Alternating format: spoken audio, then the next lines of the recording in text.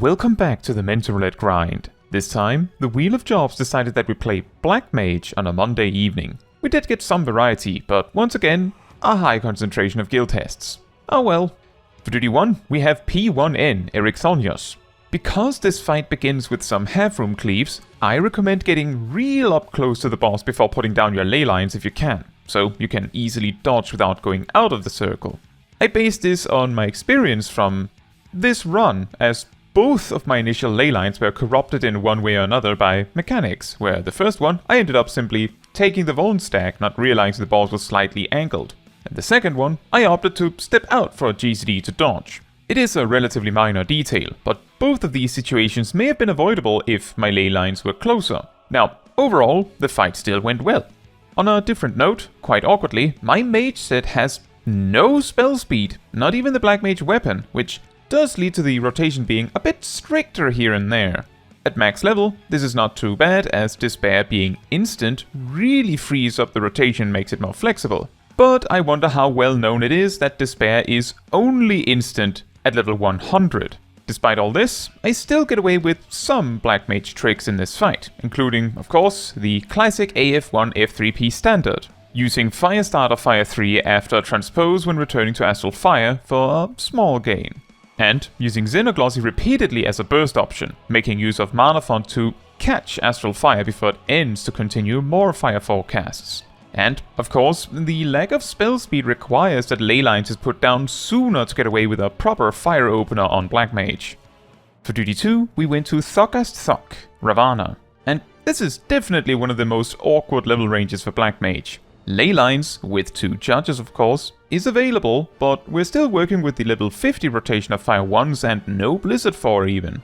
Considering the amount of times Ravana becomes untargetable and leaves, having Umbral Soul as well is incredibly handy, also for locking in Umbral Ice when Bloody Fuller comes about. The craziest among the Dawntrail additions to the toolkit is definitely ley lines, as this meant I probably spent more time attacking with ley lines than without. But let's just also say that the whole reacting to Firestarter in time situation of the level 50 rotation is even more awkward with a faster rotation. But if enmity is anything to go by, at least I did a lot of damage. For duty 3, we have P1N, Erichthonios. Again, quite strange. To counter the issues I ran into in the last run, I start by getting really close to the boss so I can stay in my ley lines regardless if the boss does his cleave at a weird angle, which makes the opening part of the fight much easier for me. Something that is worth mentioning about Erichthonios' mechanics here is that the line AoE he performs is a knockback in disguise, so it is important to either knockback immune it or aim yourself at an angle where you won't die. I personally recommend using knockback immunity for it, because unless you die from it, the follow-up stack marker goes on you too, so you would have to rush back. From a Black Mage point of view, I also highly recommend holding a triple cast for the hot and cold mechanic a bit later, as you will almost be guaranteed to be forced to move a bit to deal with it. Keeping a triple cast for the Shining Cells mechanic after that is also a good idea, as sometimes the nearest safe spot when he starts adding cleaves to the mechanics could be on opposing ends of the arena, making the run difficult. Of course, in both cases, saving an instant cast like Xenoglossy to properly weave these triple casts is also a good idea. The main reason I give this advice is because these mechanics are a bit random, so there is only so much you can do in knowing in advance where to go, and sometimes the game just says, nope, Lamau. For duty 4, we have Upon the Skull. For Black Mage, all you can do is Fire 1, Thunder 1, and spam Fire 1. If you actually manage to run out of MP, transpose Blizzard. You could also use Thunder 1 to sneak in an attack just before the boss dies, but alternatively you could hold the Thunder to transpose back into Fire nicely. I just can't imagine Bachman will live that long. For duty 5, we are an instant replacement in Syrcus Tower. The first boss actually has a bit more going on than what it feels like, although I imagine if you don't know what is going on, it just feels like total chaos. The 3 different kinds of orbs each do a thing. The Thunder Orbs chase a player and eventually pop to do a lot of damage if not dealt with. They are dealt with by being brought to one of the 3 receptacles in the arena. Each one can only hold 3 Thunder Orbs, after which they activate. As I understand, this is done to activate a shield similar to the one on Phlegethon in Labyrinth of the Ancients, for a different spell than the flare we usually see in this fight. The ice orbs obviously freeze the targeted player. The fire orbs thaw out the first frozen player on their path, and also produces a water puddle as a result. If a player becomes frozen while standing in the water puddles, everyone in that water puddle becomes frozen by extension. I'm pretty sure about this. It happens so extremely rarely that I'm not 100% on this. But that is to say, if you know you have an ice orb targeting you, position yourself somewhere where other players can see you. If you have a fire orb, try to position yourself so it chases you into a frozen player on its path. And if you don't need the water puddle for anything, stay out of it if you can. When the boss casts Flare, standing in the water puddle massively reduces the damage of it, which would be the reason to stand in it. Everything else in this fight is mostly about dodging, and you can effectively ignore the staves floating about the place. Another boss where something interesting happened was Ammon. We actually wiped due to not having any ice cubes to hide behind. This can sometimes happen, and some players might not even know why this happened so randomly. At some point in the fight, Ammon turns a few players into fire-breathing frogs. These frogs can break the ice cubes. However, Ammon will only turn so many players into ice cubes, so if you save everyone, well, you know what will happen next. However, as only a few players turn into frogs per run, it is perfectly understandable that the first time you're given this power to help the frozen players, you may feel compelled to use it. Generally, the advice is to not thaw out anyone, because having more ice cubes is safer, but also because you can't be sure if the other frogs will thaw out one player of their choice in addition to the one you did. So, while it might seem mean to keep all the ice cube players frozen, it is the safest approach. For duty 6, we went to the level 100 MSQ trial. If you don't want to see it, jump to this timestamp. That said, we of course went to Interphos, with at least 2 first-timers, I'm pretty sure. This was definitely not my best showing either. For a large part of the fight, I feel like I mostly nailed the rotation as well as I can. But when we get to the Earth Virtual Shift, I first accidentally mislead one of our healers to get hit by the wall, and promptly, immediately after, drop my Astral Fire. Interestingly, due to not having taken that much of a beating yet, we didn't have an LB3 by the first Absolute Authority. But speaking of which, all the other DPS died during that. I would still say if you have 3 players dead all at once, it is probably worth it to healer LB that. Not only does that get them all up faster, but it also means they don't get raised with weakness, so they don't get forced to do 25% less, give or take, for 2 minutes. After that, we survive the Ether Tithe, and then I get a bit too greedy with the baited circle AoEs, and promptly die. And I even had 2 Xenoclauses in my pocket that are just gone now. Just as the second Absolute Authority is coming up, I opt to switch to Ice and spam Umbral Soul, as I'm not 100% sure when the stun comes in. And I'd rather start Phase 2 fully ready. Another little interesting detail is that, I'm guessing, the reason we ended up not using limit breaks at all is because we had no melee DPS to do it with. This is even more reason we should probably have used a healer LB earlier when we had 3 dead at once. A funny realization for me is that since I played Black Mage right at the start of the expansion, and so had a few runs of Interphos as Black Mage, I'm pretty certain it is the job I've done this duty as the most, not including the extreme version of course. For duty 7, we went to kill the Gobu! And oh, look, Dustsucker's here, who we have teamed up with on some extremes in the past. The best we can really do here as a Black Mage is spam Fire 1, and at least make use of Thunder. Focusing the Gobu when it comes is probably the most effective option as it is the least likely to die mid-cast. Hope the tank deals with AoE as usual, as we can't. For duty 8, we went to Alzadaal's Legacy. I always enjoy messing around with the Black Mage rotation in slightly less structured situations like AoE pulls. However, as I couldn't quite recall the math on it here, I opted to play the regular AoE rotation, as opposed to the transpose flare style. Although, whenever I had mana font, I typically caught myself spamming flare.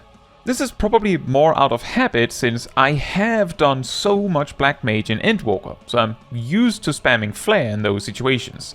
The logic is that if spamming Fire 2 down to 1 heart is effective normally, then it is also effective after a mana font, so suddenly changing course there makes no sense.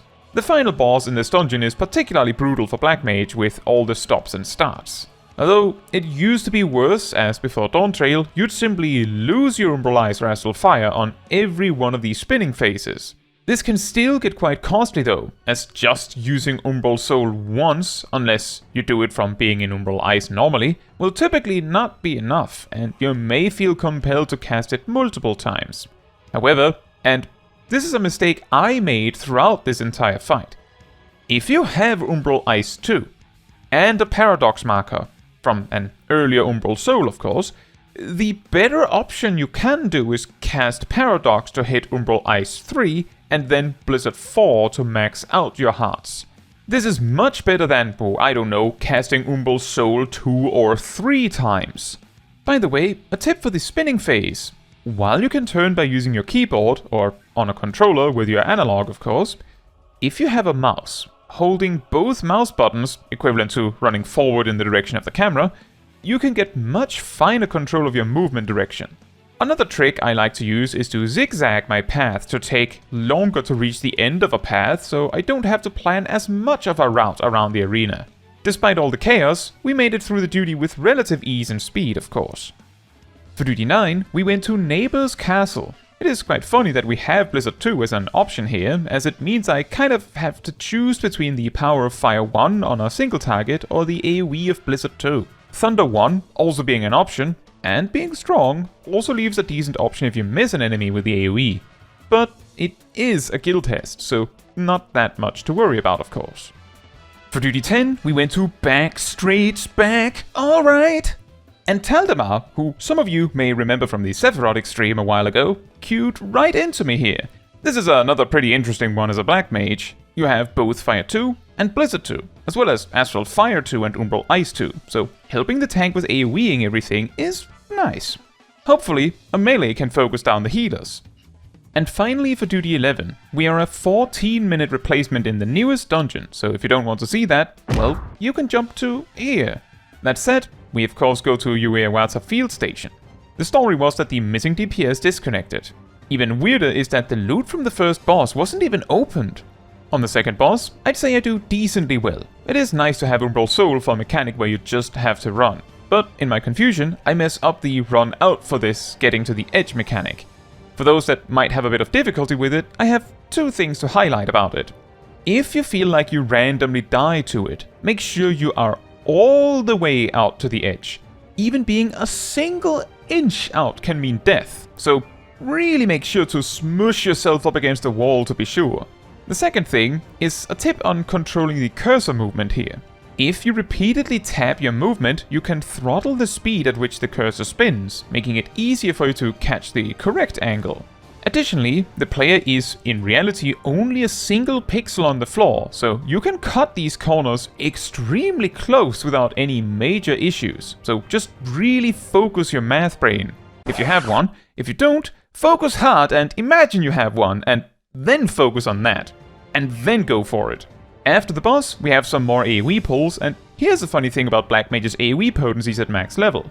Fire 2 and Blizzard 2 are so weak that the optimal damage is achieved by the following.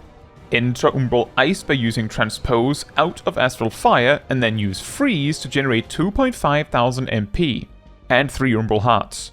Then cast an instant spell of some sort to play for time and immediately transpose out again.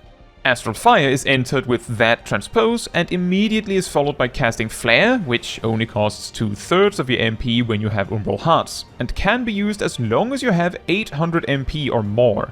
Since 2,500 is more than 3 times 800, this allows you to cast Flare twice, which then allows you to cast Flare Star. So Astral Fire is done with Flare, Flare, Flare Star, and then followed by an instant spell into transposing back to Ice in a loop.